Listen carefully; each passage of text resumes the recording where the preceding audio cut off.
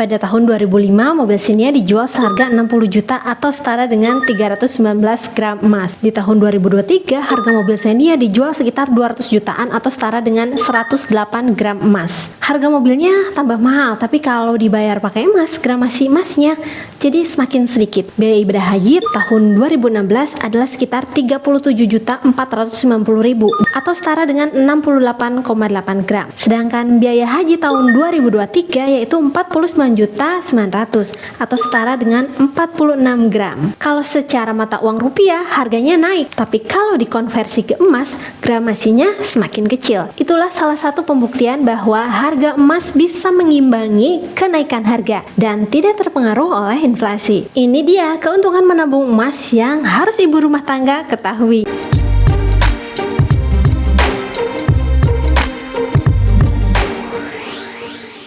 Assalamualaikum Super Moms. Sebagai ibu rumah tangga pasti memiliki keinginan seperti membeli mobil, melaksanakan ibadah haji, jalan-jalan ke luar negeri, mengkuliahkan anak di universitas terbaik, ataupun menyiapkan dana hari tua nanti.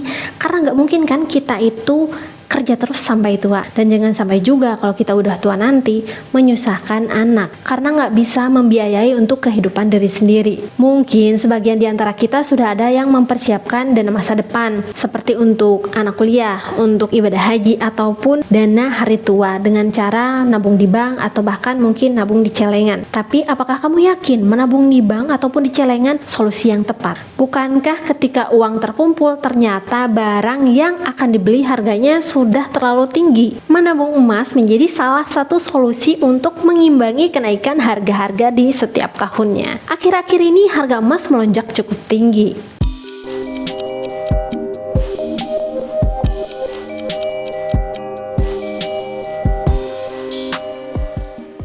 Apa saja keuntungan menabung emas, terutama untuk ibu rumah tangga seperti kita? Langsung aja kita bahas. Kenapa kita harus menabung emas? Karena menabung emas itu sangat mudah dan low risk atau mempunyai resiko yang rendah dibanding instrumen investasi lainnya. Dibandingkan dengan reksadana, obligasi, crowdfunding, ataupun saham, setidaknya kita harus mempunyai ilmu khusus dan kesiapan mental jika mengalami penurunan nilai, bahkan jika terjadi gagal bayar. Sedangkan investasi emas tidak memerlukan keterampilan, hanya butuh menyisihkan uang untuk membelinya secara konsisten. Jadi emas ini sangat cocok untuk investor pemula dan cocok juga untuk ibu rumah tangga seperti kita yang nggak mau ribet. Karena inflasi uang tidak terkendali, tabungan dan deposito tidak memberikan imbal hasil yang positif, sedangkan fluktuasi harga emas cenderung mengikuti kenaikan harga-harga. Emas memiliki nilai stabil sekalipun terjadi inflasi, resesi, ataupun krisis moneter. Bahkan ketika terjadi krisis ekonomi ataupun resesi, harga emas cenderung melonjak. Yang ketiga, sarana praktis dan efektif untuk menabung dengan tujuan tertentu. Di kalangan ibu rumah tangga, sudah sejak lama emas menjadi sarana tabungan. Beberapa di antaranya membeli perhiasan emas atau emas batangan ketika memiliki dana berlebih. Sebenarnya sih, tradisi menyimpan emas ini telah dilakukan masyarakat kita secara turun-temurun. Misalnya untuk persiapan ongkos naik haji, untuk membiayai pernikahan anaknya, atau cadangan biaya kuliah anak, ataupun untuk dana darurat.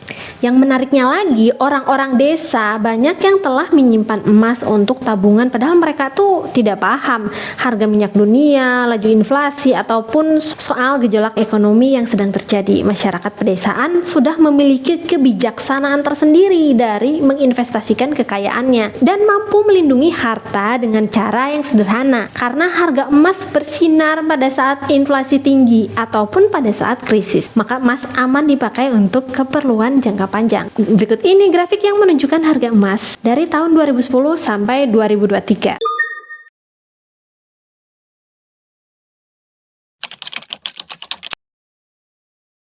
Kelebihan lain dari investasi emas adalah tidak memerlukan dana yang besar seperti investasi tanah atau properti. Investasi emas dapat disesuaikan dengan kemampuan pendapatanmu, artinya kamu tidak harus membeli dalam jumlah yang besar. Buat kamu yang memiliki dana terbatas untuk berinvestasi emas, memiliki banyak pilihan nih, mulai dari 0,1 gram sekitar 140 ribuan dan 0,5 gram sekitar 500 ribuan. Tapi aku nggak menyarankan membeli emas logam mulia yang kecil-kecil seperti ini karena spread harganya terlalu tinggi. Solusinya kamu bisa nabung dulu pakai sinking fund seperti ini.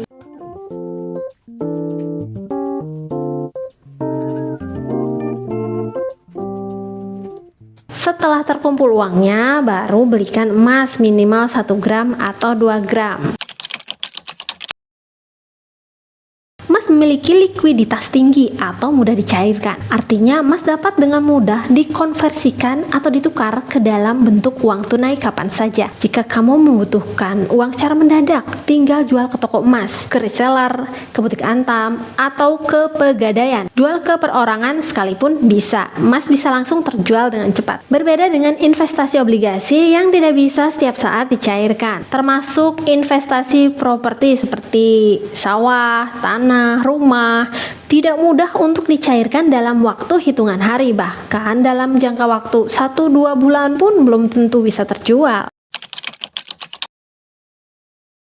Yang keenam, kepemilikannya dikelola sendiri. Jika kamu berinvestasi emas batangan atau logam mulia, secara otomatis kamu memiliki kuasa penuh atas emas tersebut. Kamu dapat dengan mudah mengelola emas tersebut. Mau disimpan kek, mau dijual karena ada kebutuhan mendadak kek, kamu bebas melakukan apa saja dengan emas-emas yang kamu miliki. Tapi ingat, ini hanya berlaku pada emas yang berbentuk fisik yang kamu simpan sendiri. Tidak berlaku untuk emas digital ataupun tabungan emas yang berupa rekening tabungan emas.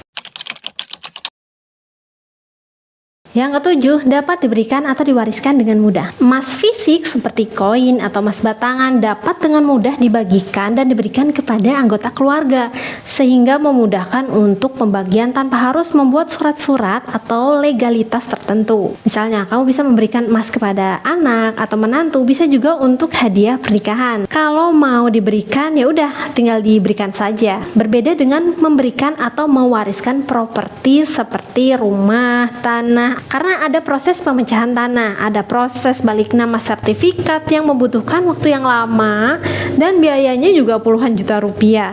Begitu juga dengan reksadana dan saham, membutuhkan proses yang ribet karena harus membuat permohonan ke sekuritas atau ke manajer investasi dengan ketentuan dan persyaratan tertentu. Keunikan emas sebagai aset yang tahan terhadap inflasi dan krisis menjadi pilihan yang menarik bagi investor emas seperti kita yang mencari kestabilan aset dalam keuangan.